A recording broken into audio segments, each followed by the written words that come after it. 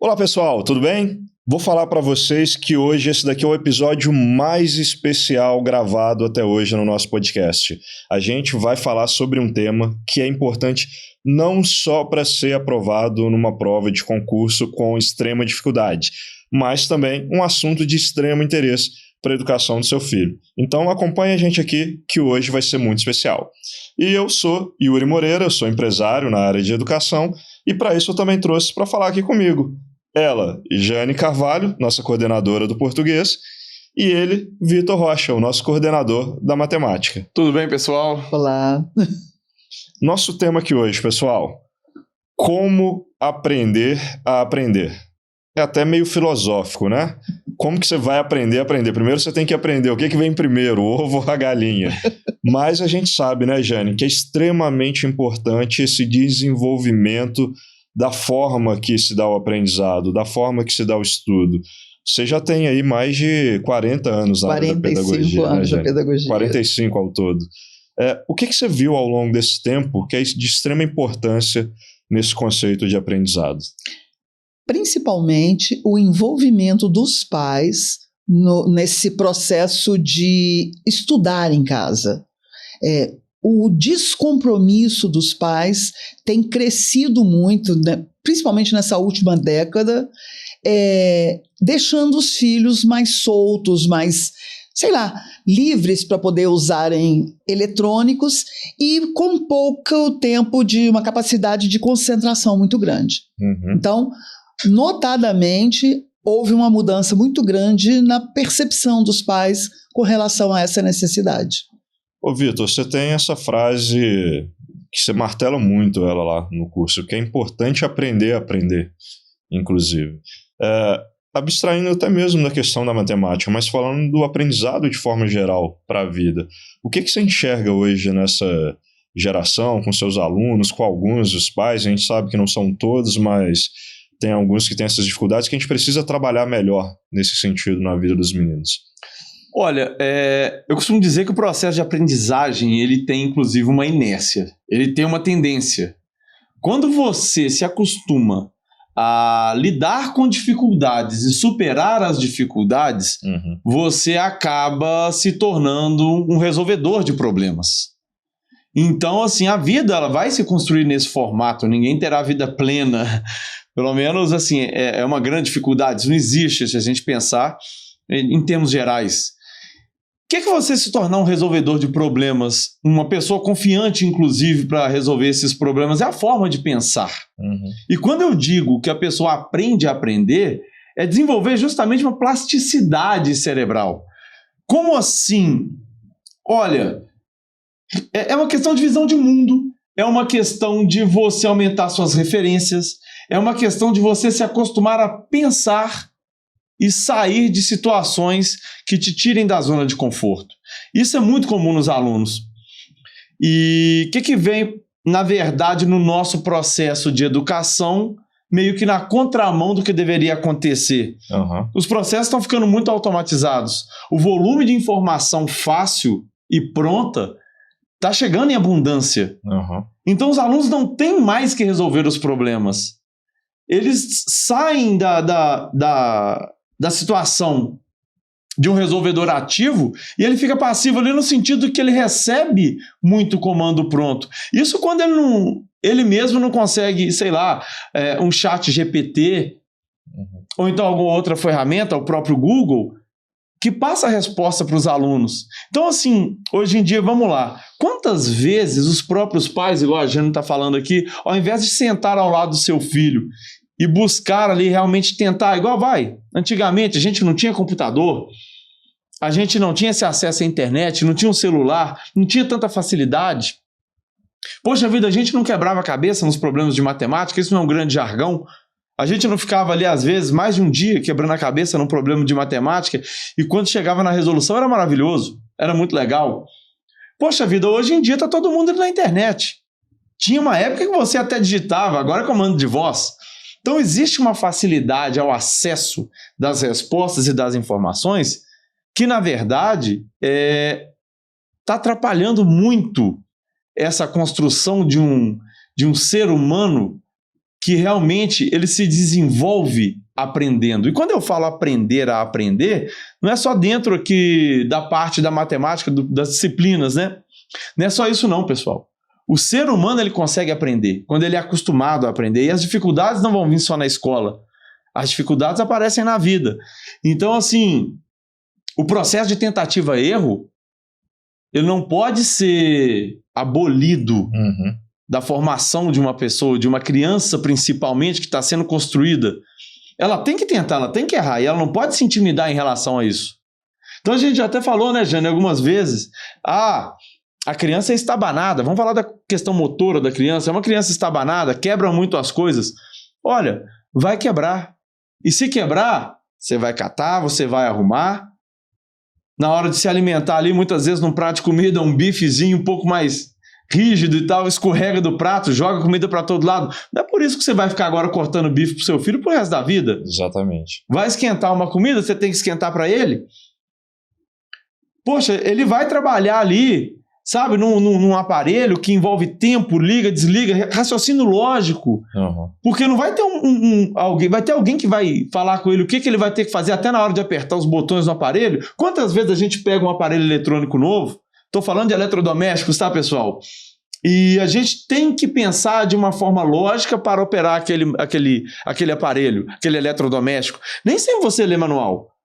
Então, por exemplo, quem está acostumado a trabalhar ali, às vezes no micro-ondas, comprou um micro-ondas novo, muda um pouquinho, não muda? A gente não se vira? Sim? Vai ter alguém para te falar o que você vai fazer? Será que vai ter que colocar uma pessoa ali? Embora já existam sites ensinando a montar as coisas, né? Sim! E até em algumas questões, em algumas situações, tem essa questão da montagem, que eu também acho muito legal, né? Brinquedos, tem aviõezinhos principalmente que você tem que montar. Poxa vida, tem gente que pega e monta aquilo ali sem manual. Eu vejo, inclusive, você fazendo muito isso lá no português, né, Jane? Quando você trabalha o caderno de caligrafia com os alunos, em teoria, vamos pensar no colégio militar, né? O edital do colégio militar não está falando lá, você tem que trabalhar o caderno de caligrafia, mas você faz mesmo assim para desenvolver isso que o Vitor está falando, essa característica básica ali no aluno e ele conseguir aprender um primeiro momento ali para depois evoluir no português. E eu gosto de frisar bastante que o processo de aprendizagem é um processo lento. Ele tem que ser, principalmente na idade dos menores, até 10, 12 anos, eles são muito do concreto. Então a gente precisa ensinar sempre com exemplos, com coisas visuais, se possível concretas, para que eles entendam. E a letra é uma dessas questões. O punho de uma criança só é fechado aos 12 anos de idade. Enquanto isso, se a gente der lapiseira ou caneta para ele, a letra vai parecer que está sendo esticada, ela começa escorregando, vai ficando uma letra muito pequena. Então nós temos que tomar cuidado com isso, sim. E é função da família cuidar da letra. Eu tenho um caso muito interessante. Eu tenho uma cunhada que tem a letra tão idêntica à minha sogra que a gente não conseguia discernir de quem era de quem. Por quê? Porque é visível. Foi a mãe que ensinou a filha a escrever. Hoje em dia isso já não existe mais. Os pais não conseguem perceber na letra do filho características da letra dele, porque ninguém mais está preocupando com isso. Delegaram para a escola essa função e está um pouco importando. A gente está com um problema seríssimo de caligrafia exatamente pelo não cuidado dos pais. E a gente vê os desdobramentos disso nas outras coisas, né? Você vê muito isso lá, né, Vitor? Alunos que foram alfabetizados na pandemia e que têm uma dificuldade na matemática imensa, porque pularam esse processo, né, inclusive de alfabetização e de escrita. Muita dificuldade. Eu tenho visto, desculpa te cortar, eu tenho visto, principalmente no desenho de números, como eles fazem o 8 complicado, como que eles fazem o 9 meio aberto, que fica parecendo um 7. Ninguém está se importando com isso em casa. E é fundamental exigir do filho isso, desculpa. Não, mas isso que a Jane está falando é muito verdade. Eu fico encabulado como que alguns absurdos acontecem e os pais simplesmente não veem. Então, assim, o 6 e o 0... Também. Nossa, porque eles vêm... E aí, quando vai fazer a volta inferior do 6 aqui, a bolinha inferior do 6, Sobe demais. Sobe demais, vira um 0. Aham. A letra horrível. Ninguém consegue ler. Gente, letra é comunicação, letra é respeito. Você está escrevendo para alguém ler. E isso parece que não incomodou os pais por um tempo, assim, de anos. Sim. Sem eles se sentirem, assim, incomodados com isso. Eu não sei se realmente não incomoda ou se foi uma negligência que sequer percebeu. Ah, com certeza é negligência. Sabe? E sequer percebe aquilo. Então, assim, eles erram porque eles criam um erro. Era 6, ele escreveu um 0 ali e ele mesmo se confunde dentro daquela bagunça. E vai achar uma resposta possível para aquela, porque já aconteceu com uma ex-aluna. Vai. Igual a Jane falou, a questão do 7, do 9. Assim, são muitas situações. Então, duas coisas acontecem. Uma negligência, outra um excesso. Onde que mora o excesso? Nessa questão dos pais, às vezes, naquele ímpeto até de ficar livre daquela tarefa, né? Porque você instigar o pensamento, igual a Jane falou, é lento. O processo de aprendizagem, ele é lento. O que é você aprender? É você conseguir seguir uma lógica. Porque a sociedade, o estudo, a humanidade, existe uma lógica. Existe um caminhamento. Sim? Então, primeiro, a criança, dentro da sua pouca idade, pouca experiência de vida, ainda às vezes não desenvolveu essa lógica mundana, digamos assim. Tem ainda alguns pensamentos muito concretos e dá trabalho você tentar explicar ou ensinar com questionamentos, muito mais perguntas do que respostas, muito mais gerando reflexões do que trazendo afirmações. Isso dá muito trabalho. E às vezes nessa necessidade de fazer outras coisas de correria, faz assim, é assim, faz isso, é desse jeito quando aqui. Quando não faz, né? Olha no Google. E aí, cadê? Cadê a criança desenvolvendo pensamento? Então, se a gente fosse falar para orientar os pais de forma geral, a gente pode dizer que uma dica essencial no processo de aprendizado é saber de antemão que esse é um processo lento. Sim. Que é um processo devagar. Não adianta querer passar o carro na frente dos bois, ter ansiedade, ter pressa, querer resolver as coisas da noite para o dia. É um processo lento e trabalhoso. Sim. A partir disso, sabendo que é um processo lento e trabalhoso, eu falo isso muito, Jane. Você já me escutou falando isso umas vezes, até uma época que uma pessoa conhecida sua me pediu umas dicas de negócio. Muitas vezes as pessoas vão fazer um plano de negócios e elas querem construir a casa começando pelo telhado. Assim, usando essa metáfora da construção, fica evidente que isso é errado, né? Mas no ensino eu vejo que às vezes o pessoal também faz a mesma coisa, né? O pessoal quer começar já lá na frente e não desenvolver essas características básicas, como é a escrita, por exemplo. Sim. É interessante que um outro problema que a gente percebe muito atual é a escrita redacional. Os meninos não têm mais a capacidade de redigirem, a criatividade, esse processo todo que envolve a escrita, os pais não têm trabalhado. E aí eu me preocupo muito porque tem a questão da leitura também. Eu me lembro muito bem que lá em casa, assim que, sei lá, nenenzinho já tinha livrinho. Desde sempre, muitos livros, eu lendo, eles lendo. Quando você cria o hábito de leitura no seu filho, estudar passa a ser mais interessante. E ele não vai se chocar tanto com essa demanda de ficar mais tempo assentado, mais tempo compenetrado. Então, lá em casa, o processo de aprender a aprender começou basicamente com a leitura, com essa instigação, porque você não pode dar respostas prontas para o seu filho, você tem que instigá-lo a responder, isso é até filosófico, né? Buscar somente as respostas, que eles façam perguntas para chegarem até as respostas, e principalmente, gente, tem que estar lado a lado. Uma criança não se educa sozinha. Nós temos que ter um tempo para os filhos. Afinal de contas, eles não pediram para estar aqui. Eles precisam de orientação. Sim. E aí, para completar, muitos pais acham que o processo pode ser antecipado, pode ser abreviado. Existe uma história de uma borboleta muito bonita.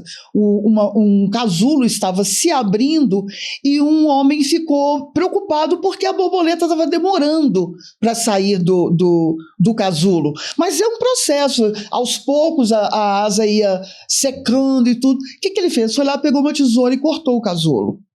A borboleta não estava amadurecida, uma das asas ainda estava bem molhada e ela não se formou totalmente. Uhum. Então, esse adulto que mexeu nessa borboleta criou algo diferente, aleijado. Provavelmente muitos pais estão fazendo isso. Provavelmente não, certamente muitos pais estão fazendo isso. Antecipando processos. Às vezes acho muito bonito dizer, meu filho com 4 anos já lê. Necessariamente precisa disso? Então, é algo que precisa ser pensado. Às vezes os pais fazem isso de bonito só para apresentar para os outros. Olha, meu filho isso, meu filho é um Einstein, sei lá. E, na verdade, está só antecipando o processo. Aleijando, né, algumas etapas importantes para essa formação completa. Exatamente. Os pais também estão aleijando. Essa questão da formação completa que você falou, Yuri, isso é muito importante também que a gente entenda. O processo de aprender, né, de você desenvolver uma facilidade de aprendizagem, é você desenvolver um indivíduo completo. Uhum. Então, assim, é interessante como que quando a gente tem, vou te dar um exemplo, alguns alunos que têm uma habilidade muito aguçada com a música, como que reflete isso no estudo, né, Jane?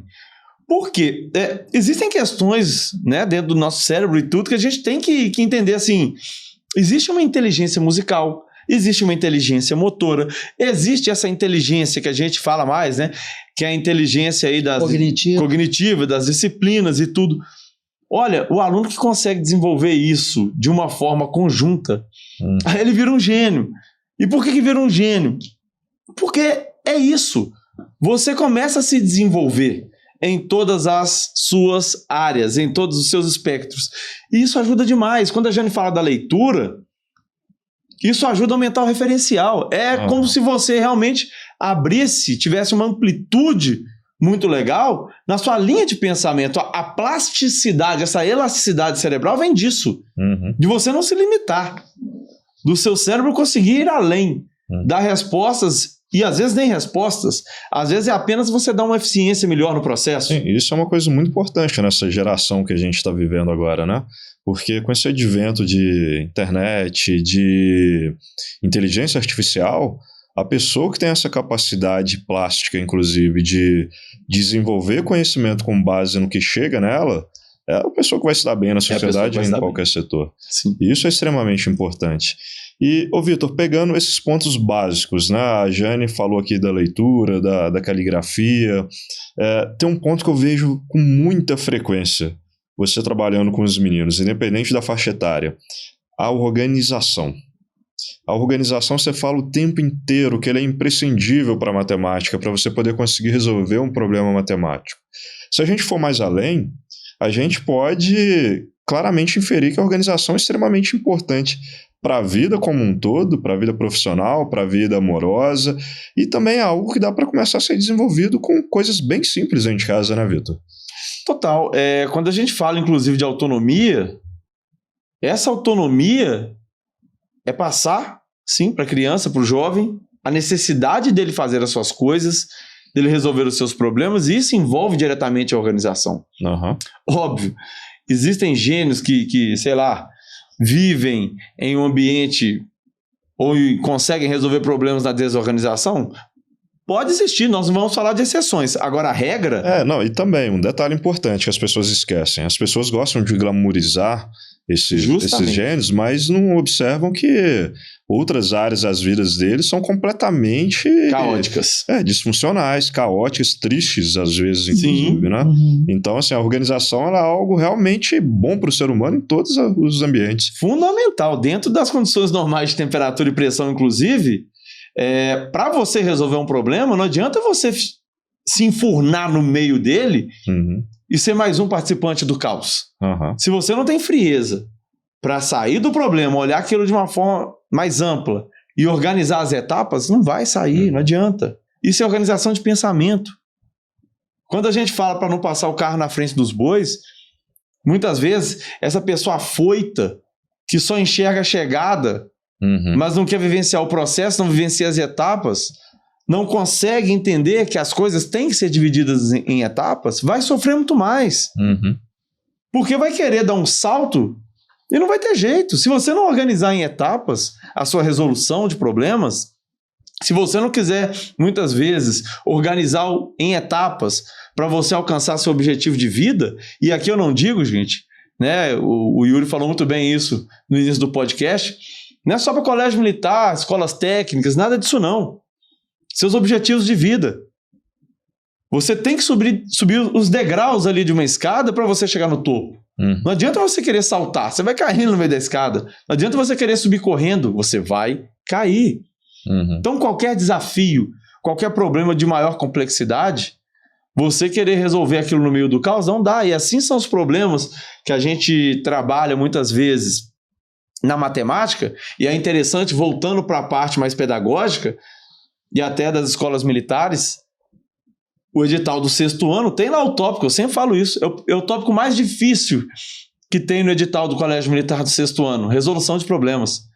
Todo mundo fica super preocupado com as matérias. Deixa eu te cortar um pouquinho aqui. Claro. É muito interessante a gente ver que os pais, na primeira dificuldade do filho, por exemplo, na matemática, principalmente, o filho não conseguiu resolver a questão, ou deveria refazê-la, até aprender o processo, o pai já corre lá na internet, busca a resposta e entrega para o filho.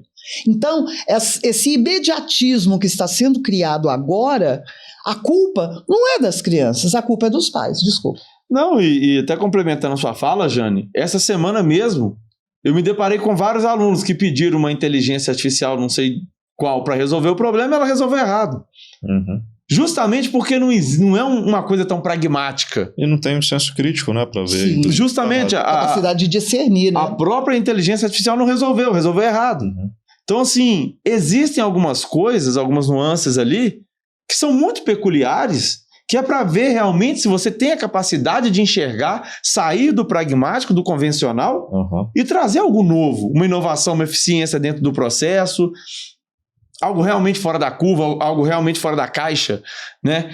Então, essa capacidade que a gente busca desenvolver através da resolução de problemas, através da prática, isso é fundamental, gente. Eu sempre falo, o indivíduo que Deus criou o ser humano, ele aprende fazendo, é através da prática.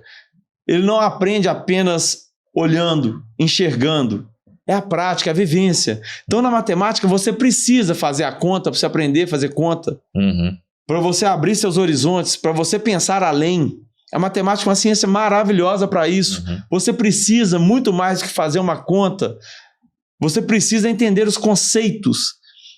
É magnífico quando o aluno que entende o conceito, o que é uma porcentagem, de onde ela vem, a representação daquilo, o significado daquilo, a parte de um inteiro, como que ele desenvolve muito mais.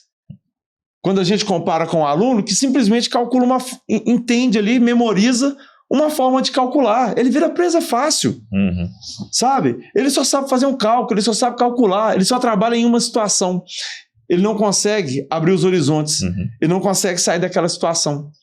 E se a gente for dar uma dica muito prática para as famílias que estão enxergando esses problemas e ainda não conseguiram resolver. Como você mesmo disse, a organização ajudaria de forma extrema essa resolução desses problemas, tanto nas questões dos concursos quanto para a vida de forma geral. Quais são as dicas para uma família ter uma organização dentro de casa que seja saudável, efetiva, e desenvolver o hábito nos meninos? O que vocês trazem de dicas aí para esse pessoal? Só para acrescentar, eu não colocaria só a organização nesse patamar, não. Primeiro eu colocaria a disciplina, vocês já sabem bem disso, né? A família tem que ser disciplinada, tem que haver horários para tudo, tem que haver dias específicos para tudo, porque a criança ela precisa da certeza de que algo vai acontecer. Uhum. Por que as crianças têm o hábito de assistirem o mesmo filme várias vezes?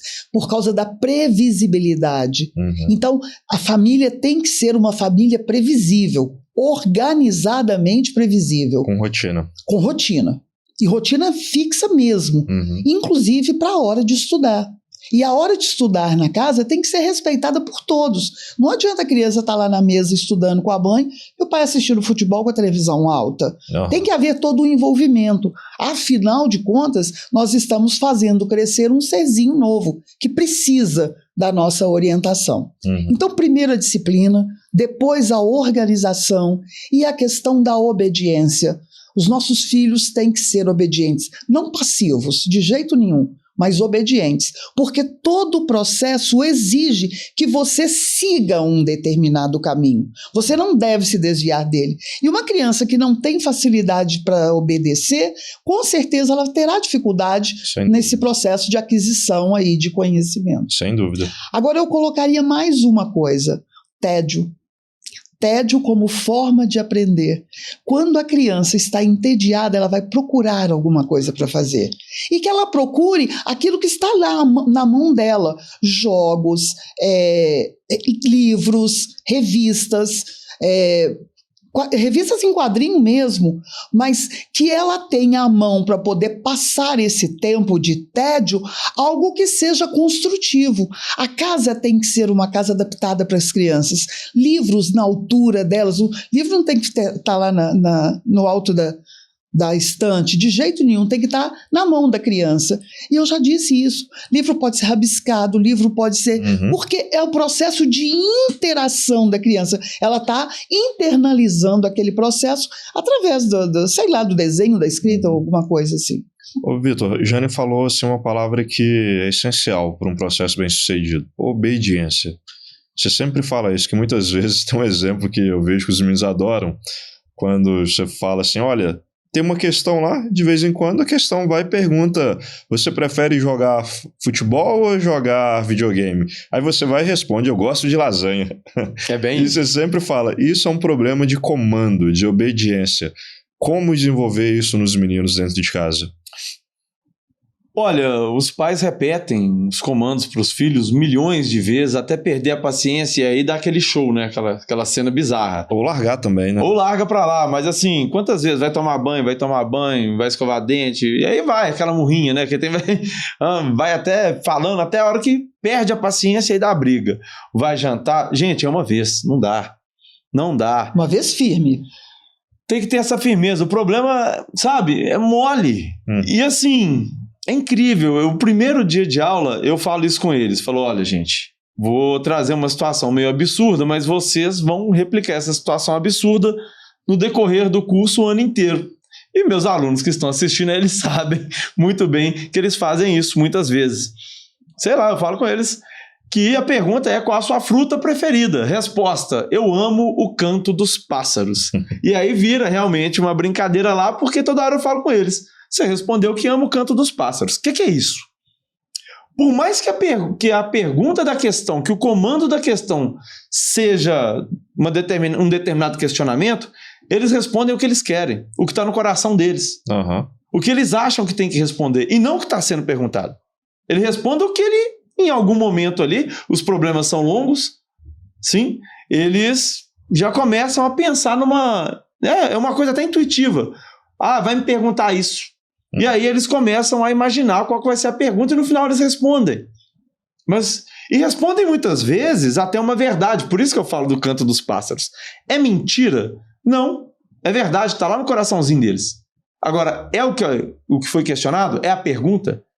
Não. Então, assim, eu até falo, não é uma resposta, digamos assim, errada, porque é uma verdade. Porém, ninguém perguntou isso. A pergunta era outra. Não faz o menor sentido, não tem a menor lógica. O que é isso, então? Pessoas que estão acostumadas a fazer o que quer, responder o que quer, sim, trabalhar com a sua linha própria de pensamento, que não conseguem se despregar disso e ser objetivas e responder o que está sendo questionado de fato. Sabe? Então, isso é uma coisa que tem que ser trabalhado desde cedo. A criança que fica o tempo inteiro enrolando a mãe, enrolando o pai, enrola todo mundo, ela enrola na hora do estudo e ela enrola na hora de aprender. Não vai aprender. O enrolado não aprende. É impossível ter essa organização e disciplina que a Jane está falando, né? Sim, dentro de casa, inclusive, a gente tem que entender que não adianta pais se abdicarem do processo e do exemplo, falarem assim, eu vou viver assim, mas eu vou ensinar meu filho a ser diferente. Não, não vai. Se eles vivem num ambiente, e quem determina o ambiente é a família, é o pai e a mãe, se as crianças vivem num ambiente de caos, serão crianças caóticas. Uhum. Tanto em termos de pensamento, quanto em termos de organização física, material. Sabe, quarto de criança tem que ser quarto organizado. Eu não estou falando, mãe, pai, para vocês organizarem, não. Mande que os meninos organizem. Eles precisam ter esse senso de organização. Já coloca na rotina, né? Sim, já vira uma rotina. O que é organizado e o que não é. Porque eles não vão conseguir mais trabalharem e habitarem um ambiente desorganizado. Assim são questões de matemática, de português, de geografia, de qualquer disciplina. As questões testam isso, as informações vêm desorganizadas cronologicamente ali, você não vai trabalhar com a primeira, com a segunda, com a terceira. Às vezes a informação vem toda caótica, você tem que organizar isso. Uhum. Então, isso é aprender a aprender. Isso é o aluno conseguir pegar algo caótico, organizar e fazer. Ter consciência do processo. Ter o processo na mão. Ou, pelo menos, se não tem, não se esconder e tentar, sim? E aí não ter vergonha do erro, ter a coragem de ir lá e buscar uma solução. É o que eu falo às vezes da sala fechada.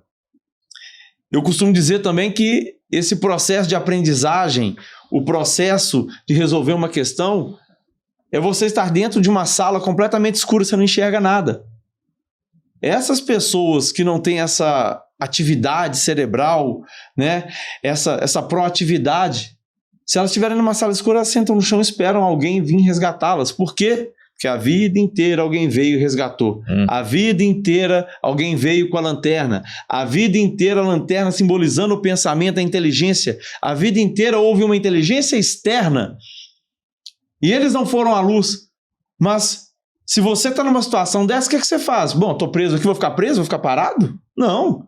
Mesmo com os olhos vendados, mesmo dentro do escuro, sai tateando aí, ó. Sai encostando nas paredes, vai tentando. Uma hora você vai bater a mão numa fechadura, você abre a porta. Você vai chegar numa janela, num interruptor, sei lá. Sintetizando isso que o Vitor disse, a fiscalização dos pais é fundamental também. Uhum. Essa semana nós nos deparamos com 2 casos bem estranhos.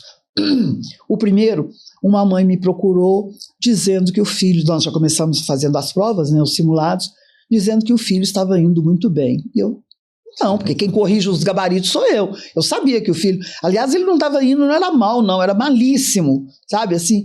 Aí eu perguntei para ela, mas você tem verificado os gabaritos e as redações? Não, ele me fala. Então, assim, esse processo de educação solto, a revelia, ele vai criar pessoas omissas, descompromissadas, sem envolvimento. Então, naquele topo lá que eu coloquei as 3 prioridades de disciplina, organização e obediência, eu coloco também a fiscalização dos pais. Muito bom. O pai tem que ser muito ativo nesse processo, tá? Ô Jane, e vamos falar de uma coisa agora dura, que a maioria das pessoas não quer escutar, e hoje o pessoal tá achando que é feio falar disso, né? Hoje tudo é bonitinho demais na internet, vida perfeita. Você como pai e mãe, você se dedica, monta uma rotina, tira o seu tempo, estrutura uma organização familiar, você cobra obediência do seu filho, você fiscaliza. A gente já tem um conjunto praticamente perfeito. Só que a criança ou o adolescente, muitas vezes, ele não tem esse senso de importância daquilo que está sendo feito. Muito menos ainda não tem o senso de responsabilidade, que é inerente à idade, inclusive. Quando o aluno mente, quando o aluno não cumpre o que foi combinado, quando o aluno deixa de fazer, a gente tem que punir de alguma forma. Óbvio, assim, eu não estou falando que a gente tem que ser agressivo, a gente não tem que usar as palavras erradas, a gente não tem que perder a estribeira, que quem é adulto nessa história é a gente tem que manter o tom, a gente tem que manter a firmeza, mas sem agressividade e sem exageros, inclusive, mas tem que acontecer alguma coisa. O aluno não cumpriu a parte dele ali dentro do combinado e não acontece nada, ele fica com essa sensação de que pode fazer isso quantas vezes necessárias forem. E aí acontece o que você falou, né, Vitor? Você tem que mandar tomar banho 3, 4, 5 vezes e ele vai a hora que ele quer, porque nada acontece. Então, o que fazer de forma sensata, de forma justa, de forma serena, inclusive, nessas horas que o filho ou a filha não cumpre o que foi combinado ali? Primeiro eu quero ressaltar o seguinte, o filho vai ter dificuldade de se concentrar, de se envolver no processo, não por ele, pelos pais que não formaram isso bem. Isso eu digo assim com toda certeza. Quando os pais se empenham no processo, o resultado é efetivo. Pelo menos eles vão aprender que eles têm que determinar um tempo ali para o estudo, tá?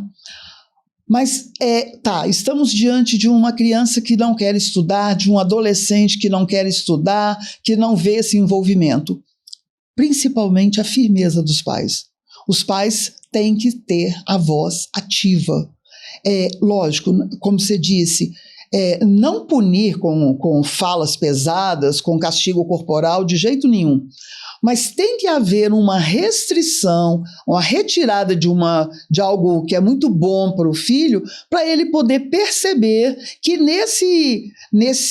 nessa falta ele precisa corrigir alguma coisa. Então, a questão da causa e da consequência tem que acontecer o tempo todo na educação. Uhum. Eu acho muito gostoso. Eu tenho uma amiga que ela está com uma menininha de 2 anos. E aí ela estava me dizendo, inclusive hoje ainda, ela estava me dizendo que a menina estava com o hábito de descer um escorregador de barriga. E chegava lá embaixo de cabeça.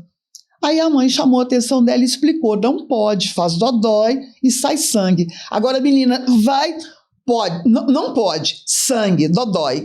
Então assim, quando você explica para o filho, quando você conversa, mostra todas as nuances, todas as possibilidades, mas também todo o efeito que aquilo vai causar, já é um bom começo. Conversar, não deixar a decisão para o filho tomar. Tá? Uhum. Ele vai tomar a decisão quando ele for adulto, mas cobrar também a efetiva resolução desse problema e caso ele não ocorra, tem que haver sim uma penalização. Você conta isso sempre lá para os meninos, né, Vitor? Tem um episódio que seu pai tirou o videogame, não sei o que você fez de errado lá na época não, cara, mas você conta lá que ele ficou bravo, que aí você ficou dias e dias sem poder fazer uma série de coisas. Senhor Geraldo ele é complicado, rapaz. Ele firme. É um grande homem. Um grande homem. Todos os aspectos, né? Um abraço, grande, pai. De todas as formas. Mas assim, meu pai, ele tinha esse negócio de falar uma vez só. Se ele falasse a segunda, o negócio já complicava. Às vezes ele não falava, meu pai olhava. Eu costumo falar que o semblante ele é muito determinante. A gente fala disso, né, Jane? Até dentro de sala de aula. Quando você pode falar a palavra mais dura que for, você pode dar a bronca que for. Se você tiver com semblante mole, ninguém te respeita, não adianta. Uhum. Meu pai tinha essa característica, o semblante dele sempre foi muito firme. Então, quando ele falava, assim, era imediata a reação de... E o que ele falou, acabou, não tinha conversa. Então, assim, ele tinha Na minha época, não tinha internet, esses negócios... Minhas brincadeiras eram videogame... E a gente ia também eu morava meio que numa zona rural, a gente ficava ali brincando, andava de bicicleta, jogava bola. E aí, rapaz, eu pisei na bola. Vacilei lá com o seu Geraldo, ele falou, 1 mês de castigo sem videogame, sem televisão, e não vai sair de casa também não. Cortou tudo que eu tinha, só podia estudar. E ele colocava uma folhinha lá, ó. Folhinha, gente, pra quem não sabe, é um calendário impresso. Ele colocava a folhinha lá. Se você for na casa da sua avó, tá atrás da porta da cozinha, tal da folhinha, tá? Fica lá. E é do depósito de gás. Do depósito de gás. Ele colocava aquela folhinha lá, rapaz, e todo dia ele fazia um X até acabar o mês. É onde eu teria ali a minha liberdade de novo. E aí, qual foi o meu maior erro? Antes de vencer os 30 dias, eu derrapei de novo. Ele foi lá e acumulou mais 30. Foram 2 meses, para nunca mais. Para nunca mais. Então, assim, ele sempre muito firme nas posições dele. E isso para quê? Eu não posso me tornar um indivíduo inconsequente. O que a Jane falou, assim, é muito verdade. Você tem que conseguir mensurar a consequência de seus atos. E é isso que freia um indivíduo na sociedade. Ele tem... Porque as pessoas inconsequentes, independente da lei que exista naquele estado, quando eu falo estado, gente, da nação ali e tal, independente das leis, se você tem um indivíduo inconsequente, ele não tá nem pra lei, não. Não tá, não. Então, assim, pra gente criar... Tanto é que ele é chamado de fora da lei, né? Fora da lei. Então, assim, você tem que ter noção das consequências dos seus atos. E do que é responsabilidade, o que é obrigação, o que é lazer, o que é diversão, porque sua vida não pode ser só feita de lazer, de diversão. Tem as obrigações. O que é obrigação? Por mais que você não queira fazer aquela atividade, você tem obrigação de fazer. Sim. Não é porque é divertido, não. Porque você precisa de fazer aquilo ali, exercer aquela atividade. Eles precisam ter essa noção, porque eles serão inseridos na sociedade. E a sociedade não vai parar para entender alguém que é inconsequente. A sociedade não vai parar para entender alguém que quer andar de uma forma completamente diferente, própria. Né? Então, em algumas situações, você tem que seguir, sim, as consequências. E isso falta muitas vezes. E falta justamente devido a essa corda bamba. Digamos assim, essa falta de pulso, que às vezes eu desconfio até que seja, de certa forma, por preguiça, porque você exigir, cobrar, sem dispor, isso é complicado. Os pais querem muito ser amados e nem tão respeitados. Né? Isso é complicado, não é bem por aí, sabe? O pai tem que ser respeitado, a Jane fala isso muito, não tem que ser amiguinho, não. Tem que exigir, tem que fazer o seu papel de pai. Amigos são outros, você tem que ser pai. Você tem que exigir. E às vezes, você fazer pelo seu filho é muito mais fácil do que você ensinar a fazer, do que você exigir. Fiscalizar, como a Jane disse, dá trabalho, né? É chato. E punir dói o coração. Dói. Além de tudo. E se a gente for pensar aqui, nós temos algumas dicas básicas que eu digo não no sentido de simples, mas no sentido de serem a base mesmo de todo esse processo. Que é a organização, a disciplina, a obediência, o tédio. E agora a gente pode acrescentar uma coisa que talvez seja um pouco mais subjetiva, mas que as pessoas não querem escutar também. O processo de educação dói, né, Jane? Dói. É um processo muitas vezes doloroso. Estudar dói, de verdade. Dói por causa da posição, dói por causa da cobrança que é feita em forma de prova, em forma de exercício, ou mesmo na cobrança do pai e da mãe da efetiva resolução. E dói principalmente quando você entra na competição. E aí você percebe que você não era o melhor. Então, você vai lutar para ser o melhor a partir daí. Então, faz toda a diferença, sim. A gente vê alguns filósofos, inclusive, que falam que ignorância é uma bênção, né? E eu acredito que seja pelo fato que quando você não conhece algo, você não tem aquele conflito interno de perceber o quanto você é pequeno. Sim. E filosoficamente eu acho que o estudo acrescenta isso na gente muitas vezes. Você pensa, nossa, eu entendo muito desse assunto, tá muito tranquilo. Você dá uma pequena aprofundada, desenvolvendo a matemática, o português, a literatura, e você percebe o quanto você não sabe nada. Então agora, é um choque grande. Isso é da pessoa com ela própria. Imagina quando chega o outro sabendo mais. Também. Então isso incomoda. Exato, isso machuca o seu próprio ego. Sim, né? Gente, o mundo é muito grande. Sempre vai existir alguém que sabe mais que você. Ou existiu. Há séculos atrás, o que a gente está aprendendo já foi desenvolvido. Sim. A matemática que a gente está aprendendo hoje, e que você está só aprendendo, já está difícil, alguém desenvolveu.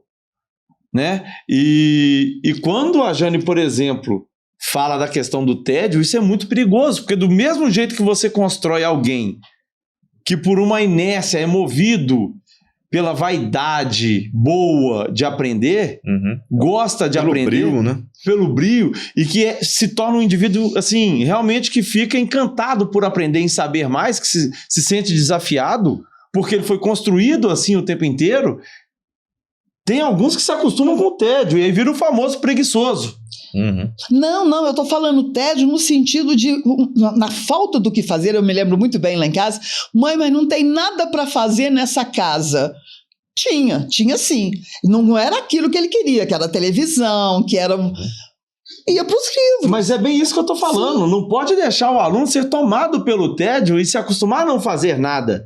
Tem que ter justamente isso que você está falando. Ele tem que ter o acesso às coisas que realmente vão tirá-los dessa inércia preguiçosa de não fazer nada, de se acostumar com o tédio. E às vezes achar que isso é até bom. E não são esses estímulos fáceis, né? Não televisão, videogame, Instagram, TikTok, também, né? Olha, e é muito difícil lidar com esse aluno ou com essa criança dentro de casa que se acostumou a não fazer nada. Gente, isso é muito grave. Porque normalmente quando você enxerga o problema, já está lá na frente. E aí é o que eu falo, tem inércia, tem uma tendência. Você mudar isso é muito complicado, porque já está preguiçoso, já acostumou a ficar parado, a não fazer nada, a não ter autonomia. Não fazer nada, intelectualmente falando. Tá na frente da televisão, tá... Aí, sim, mas aí são não coisas pode, assim, né? que não agregam em nada, né? Então, assim, às vezes ficam deitados realmente com fone de ouvido olhando o tempo passar. É isso que eu tô dizendo. A criança tem que ter tédio para ela procurar algo diferente para fazer, mas ela não pode ter as ofertas imediatistas. Esses hiperestímulos, né, Jane? Sim, exatamente. Não, isso não pode acontecer, tem que tirar. Eles são muito dopaminérgicos, mas nada construtivos. Não, de jeito nenhum. Então, quando eu falo tédio, é limitar mesmo as idas ao computador, ao celular, etc., para que a criança perceba que ela precisa fazer alguma coisa. Algumas saem correndo, só querem saber de correr e tal, tudo bem. Outras vão para o lado mais específico da leitura, do estudo. O Vitor disse que foram os 2 meses que ele mais estudou na vida, né? Por causa do tédio que foi criado. Então, é muito interessante como que a gente pode caminhar, dominando os filhos, e para que eles achem até que foram eles que fizeram isso no processo. E ter uma rotina também, Jane, eu acho que é fundamental nesse sentido, porque ele vai ter os horários ali, ó, desde cedo, sabe? Que não serão ocupados por esses outros, pela televisão. E eu não tô falando às vezes, pessoal, de, óbvio, quem tá fazendo parte do processo, né, para um colégio militar, ou um instituto federal, ou qualquer outro concurso que seja, aí não tem jeito, gente, tem que abrir mão mesmo. Agora, em condições normais, aí dentro da escola, se você quiser um desempenho legal, tô falando para você também não ter acesso a nada, não, né? Se excluir totalmente da sociedade, mas que isso seja algo limitado. Sim.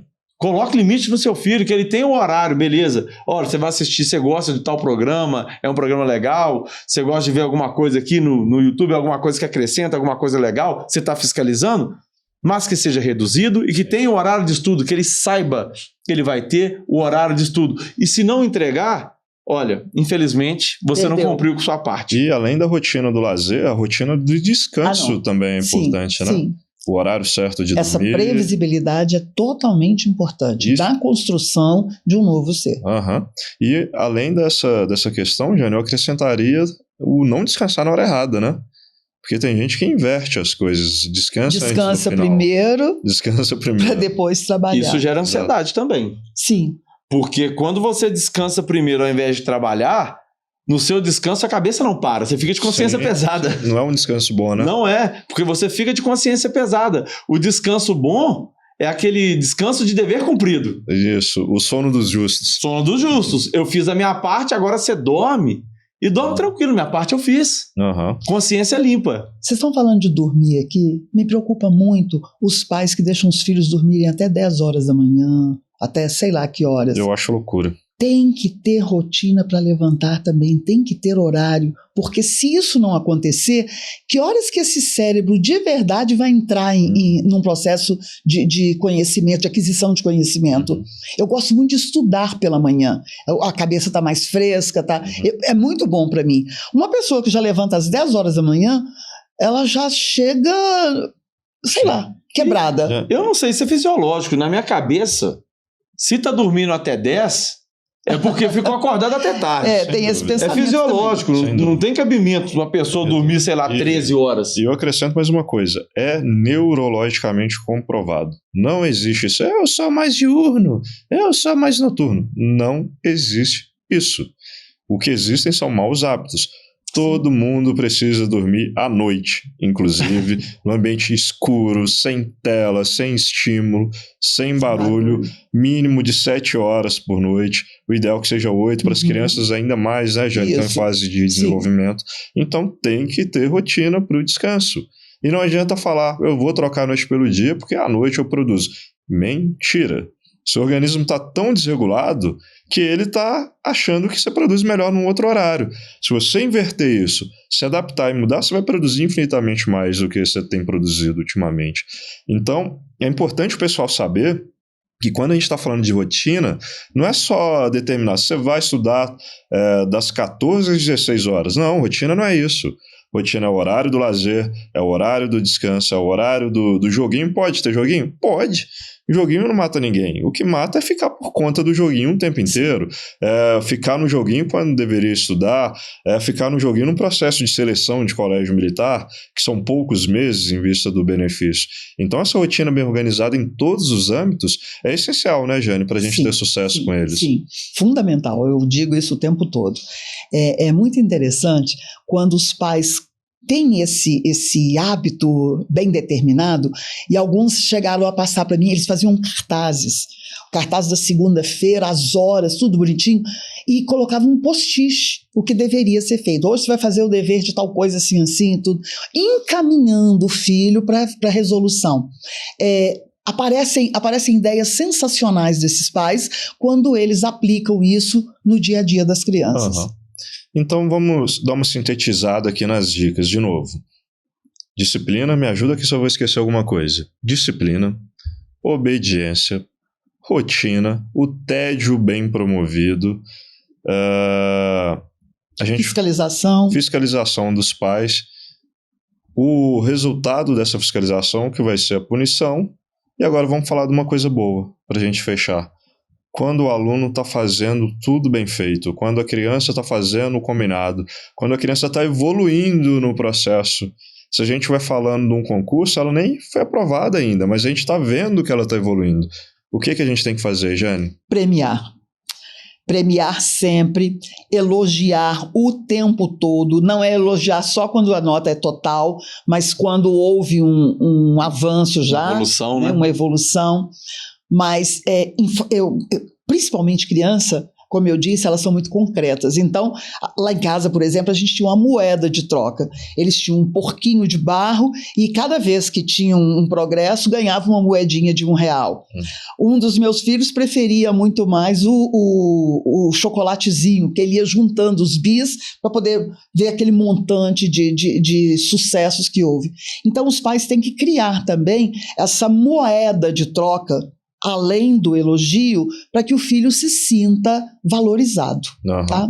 É a motivação, né? Sim, é a Eles motivação. Têm que ter, é a motivação. sabe, algo mais. E eu vejo como a grande motivação dos meninos é o orgulho do pai e da mãe. Uhum. Quando um pai, uma mãe fala, meu filho, parabéns, eu tô orgulhoso de você, e premia, nossa, aquilo ali... Para eles é assim, ganhar o mundo. Eles levam pra gente às vezes, né, dependendo da premiação. É o time que luta pelo treinador, eles vão lutar por você, eles vão fazer por você. Sabe, é muito bonito, é muito legal como eles jogam pelo pai e pela mãe. E assim, quando eles entendem que é aquilo que precisa ser feito, eles vão fazer, sem dúvida. E legal aqui que a Jane falou desses exemplos concretos de premiação. E isso trouxe uma coisa mais subjetiva, que é essa vontade deles de agradar o pai, a mãe, o professor, muitas vezes também. E eu vejo mais uma coisa também que é muito legal, Vitor, que é o empoderamento. O poder que eles ganham ali quando eles vencem essa luta da rotina, da dificuldade, da pequenez ali que você se depara quando uma questão é difícil e você se sente pequeno e você vai lá e vence. Isso cria uma autoconfiança gigante neles. E isso vai sendo alimentado dia após dia, esses desafios que eles vão vencendo, e eles vão se tornando cada vez maiores, né? Eu vejo que isso incentiva muito seus alunos a fazerem isso também. Total, é a questão da inércia que eu falei com vocês logo no início do podcast. O que acontece basicamente? O aluno, existe aí as questões mais fáceis e as mais complexas, aquelas que todo mundo agarra, que ninguém consegue fazer. Quando tem um que fala assim, eu fiz, e consegue dissertar perfeitamente o raciocínio, explicar a questão toda, ele fica muito envaidecido, ele fica muito realizado com aquilo. Ainda tem um detalhe, ainda chama os outros, né? Ainda chama os outros porque existe uma competição. Arrasta, né? É um exemplo que arrasta, ele vai ganhar o holofote, ele vai ganhar admiração. Prestígio. Todo mundo vai atrás. Então, assim, existe uma inércia positiva nisso, sabe? E conhecimento não adianta, conhecimento empodera mesmo, conhecimento, ele traz essa vaidade. E, assim, é uma máquina que a gente tem que usar. Essa engrenagem, esse sistema. A gente tem que usar muito isso, usem isso em casa, sabe, gente? E para os alunos se sentirem, para as crianças se sentirem empoderados, realizados, esse holofote realmente brilhar no rosto deles, esse prestígio, esse protagonismo, isso depende da gente. É você, pai, mãe, que vai colocar o holofote neles. Então, o protagonismo certo, né? Sim, certo. sim. Não é o protagonismo do menino mimado que consegue as coisas só porque quer. É o Deixa eu contar uma historinha interessante. Uma mãe, diante do resultado razoável não, do resultado bom do filho, ela virou, é um pequeno Einstein. Na verdade, eu acho que Einstein não deveria ter recebido os 2 prêmios Nobel que ele recebeu. Deveria ter sido a mãe dele. Porque o processo todo foi a mãe quem estudou com ele em casa durante 5, 6 anos. Foi ela que fez crescer aquela pessoa que gostava de aprender a aprender. E o tempo todo ele se dedicava. Einstein, de verdade, só chegou aonde chegou por causa de uma mãe mais ativa, mais cobrativa, mais incisiva. Então, às vezes a gente fica assim, boquiaberto diante de um resultado do filho e não precisa dessa coisa toda. Você tem que moldar também até o elogio que você faz. Porque se você vangloriar demais também, ele vai achar que está na hora de parar ali e está tudo muito bem. Tem que ser justo, né? Tem que ser justo. Tem que ser cabível tem que ser com o que está acontecendo ali na hora. Que é, inclusive, esse senso de justiça e merecimento aumenta cada vez mais. Exatamente, ele vai sentir que ele está progredindo. E eu acho que a lição principal que fica quando o aluno passa por todas essas etapas é a lição de que o desafio pode ser superado. Sim. E aí, na vida depois, assim, não importa se é português, se é matemática, se é um relacionamento, se é no trabalho, ele vai ter essa característica dentro dele, né? Essa autonomia, esse protagonismo verdadeiro. E sempre vai querer algo mais, né? Ele não aceita, né? Ele não vai aceitar mais aquilo. Ele não aceita. Mas muito bom, pessoal. Queria agradecer vocês por esse episódio, que eu tenho certeza que vai ajudar muita gente por aí. E você que ficou até o final aqui, também acompanhando a gente, eu tenho certeza que você conhece uma pessoa que precisa ouvir tudo isso que foi dito aqui. Então compartilha, envia para essa pessoa, que assim como a gente está fazendo aqui, você também vai ajudar muita gente por aí. Muito obrigado, pessoal. Muito obrigado, Vitor. Tchau, obrigado, valeu, pessoal. Um abraço. Até a próxima.